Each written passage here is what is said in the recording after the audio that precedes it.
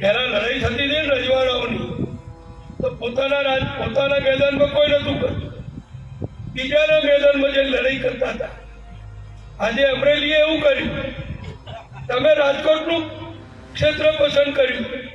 રૂપાલા સાહેબ તો જાય, કારણ કે ત્યાં આગળ એમને રાજ્યસભામાંથી મોદી સાહેબે નિર્ણય કર્યો કે તમારે ચૂંટણી લડી પ્રજાની વચ્ચે જઈને વિજય સિદ્ધ કરીને ફરીથી દિલ્હી આવવાનું છે, અને એમણે આ આદેશનું પાલન કર્યું.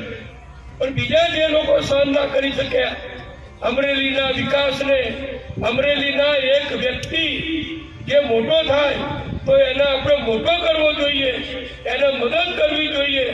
એના બદલે તું જા તારી પાછળ તમારી પાછળ હું આવું, પણ તને છોડું નહીં એ કહેવા વાળા અહીં કઈ લેવા દેવા નથી.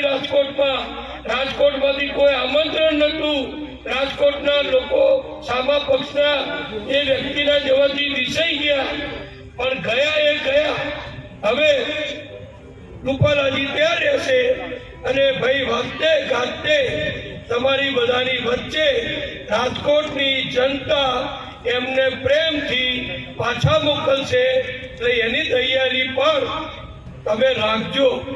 એટલે તમને તો બે નેતા મળશે, દિલીપભાઈ તો મળી ગયા, રૂપાલાજી હતા ફરી મળશે. આ બધો વિકાસ જે થઈ રહ્યો છે એ મોદી સાહેબના નેતૃત્વમાં થઈ રહ્યો છે. સરકારી ક્ષેત્રનો